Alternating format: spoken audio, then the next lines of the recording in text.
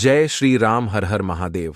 साथियों, स्वागत है आप सभी का अध्यात्म से जुड़े इस नए वीडियो में। आगे बढ़ने से पहले आप सभी से निवेदन है, वीडियो अंत तक जरूर देखें, क्योंकि अधूरी जानकारी सही नहीं होती।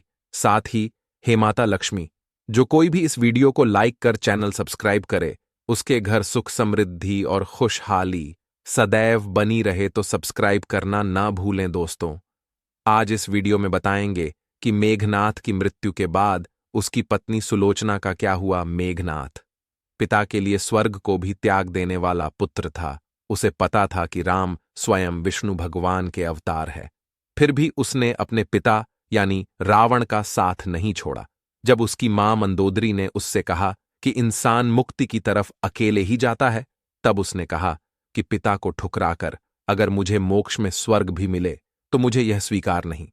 आदिकाल से अब तक यही एकमात्र ऐसे योद्धा हैं जिन्हें अति महारथी की उपाधि दी गई है। भगवान परशुराम के बाद सिर्फ मेघनाथ के पास ही संसार के सबसे घातक अस्त्र शस्त्र थे। इसने अपने गुरु शुक्राचार्य के बताए मार्ग पर चलकर इन अस्त्र शास्त्र को एकत्र किया था। स्वर्ग में देवताओं को हराकर देवताओं अस्त्र शस्त्र पर भी मेघनाथ ने अधिकार कर लिया था। रामायण के युद्ध में कुंभकर्ण के वध के बाद मेघनाथ युद्ध में उतरे। पहले दिन के युद्ध में उसने अकेले ही सुग्रीव के आदि वानर सेना को अपने दिव्यास्त्रों से मार डाला। राम और लक्ष्मण भी उसकी महान शक्तियों के सामने बेबस हो गए थे, क्योंकि उसने अपनी कुलदेवी का यज्ञ प्रारंभ करके ही युद्ध में कदम रखा था, जिसके प्रभाव से उसका रथ अदृश्य हो जाता था। मौका पाकर उसने राम और लक्ष्मण पर नागपाश प्रयोग किया और दोनों को मूर्छित कर दिया। नागपाश में इतनी शक्ति थी कि इससे मूर्छित व्यक्ति अगले दिन का सूरज नहीं देख सकता था। तब हनुमान जी तुरंत गरुड़ भगवान के पास गए और उन्हें लेकर आए गरुड़ को देखकर नाग भयभीत हो गए और राम तथा लक्ष्मण को मुक्त कर दिए। दूसरे दिन मेघनाथ ने अपनी शक्तिबाण से लक्ष्मण जी को मूर्छित कर दिया था। तब लक्ष्मण जी को बचाने के लिए हनुमान जी लंका से वैद्य को उठाकर ले आए। वैद्य ने हनुमान जी को उपाय बताते हुए उन्हें संजीवनी बूटी लाने को कहा। उस संजीवनी बूटी से ही लक्ष्मण जी की मूर्छा टूटी थी।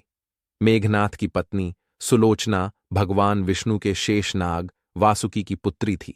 चूंकि लक्ष्मण जी शेषनाग के ही अवतार थे, इसलिए वह सुलोचना के पिता अर्थात मेघनाथ के ससुर लगते थे।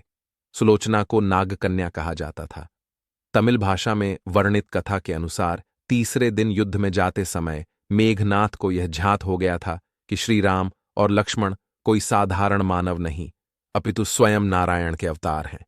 इतना समझ जाने के बाद वह अपने माता पिता से अंतिम बार मिलने आया। अपने माता पिता से मिलने के बाद उसने सुलोचना को देखा। सुलोचना से वह इसलिए नहीं मिलना चाहता था क्योंकि उसे लग रहा था कि कहीं सुलोचना के आंसू देखकर वह भावुक ना हो जाए और वह युद्ध में कमजोर पड़ जाए। किंतु जब उसने सुलोचना का मुख देखा तो अचंभित रह गया। सुलोचना की आंखों में एक भी आंसू नहीं थे तथा वह अपने पति को गर्व से देख रही थी।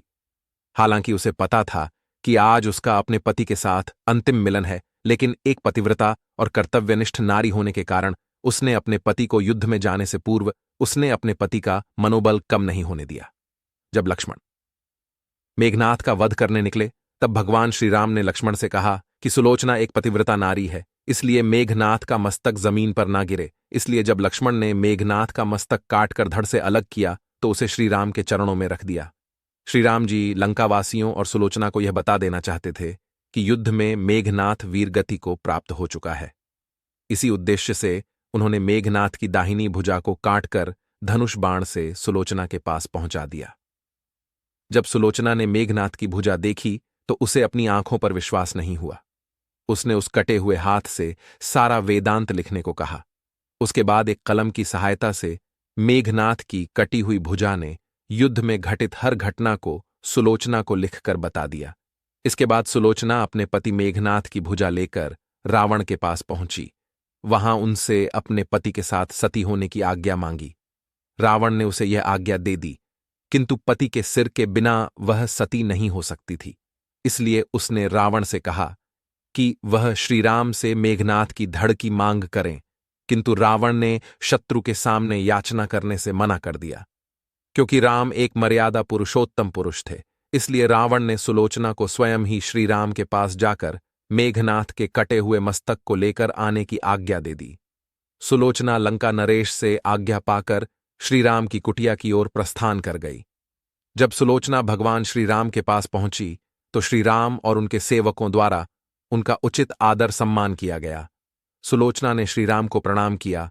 वो उनसे अपने पति का मस्तक मांगा। श्री राम ने बिना देरी किए महाराज सुग्रीव को मेघनाथ का सिर लाने को कहा, किंतु सभी के मन में यह प्रश्न का थी कि आखिर सुलोचना को यह कैसे ज्ञात हुआ। तब सुलोचना ने बताया कि कैसे मेघनाथ की कटी हुई भुजा ने उन्हें सब लिखकर बता दिया था। यह सुनकर वानर राज सुग्रीव को यकीन नहीं हुआ। उन्होंने सुलोचना से कहा कि यदि उसके पति में इतनी ही शक्ति है तो वह इस कटे हुए धड़ को हंसाकर दिखाएं। यह सुनकर सुलोचना ने उस मस्तक को अपने पतिव्रता धर्म की आज्ञा देते हुए उसे सबके सामने हंसने के लिए कहा। इतना सुनते ही मेघनाथ का कटा हुआ सिर जोर जोर से हंसने लगा। यह देखकर सब आश्चर्य में पड़ गए, किंतु भगवान श्री राम जी सुलोचना के स्वभाव और शक्ति से भली भांति परिचित थे। उन्होंने उस दिन युद्ध विराम की घोषणा की और लंका की सेना को अपने युवराज का विधिपूर्वक अंतिम संस्कार करने को कहा, ताकि सुलोचना के सती होने में किसी प्रकार का विघ्न न हो। इसलिए उस दिन कोई युद्ध नहीं हुआ था। अपने पति का कटा हुआ सर लेकर सुलोचना लंका आ गई और समुद्र किनारे मेघनाथ समेत अन्य मृत सैनिकों के भी अर्थी सजाई गई। और फिर सुलोचना अपने पति मेघनाथ की धधकती चिता पर मेघनाथ का सिर लेकर बैठ गई और सभी के सामने सती हो गई। साथियों, जानकारी अच्छी लगी हो तो वीडियो को एक लाइक कर चैनल सब्सक्राइब जरूर करें, ताकि आगे आने वाला वीडियो आप तक पहुंच सके। धन्यवाद। जय श्री राम।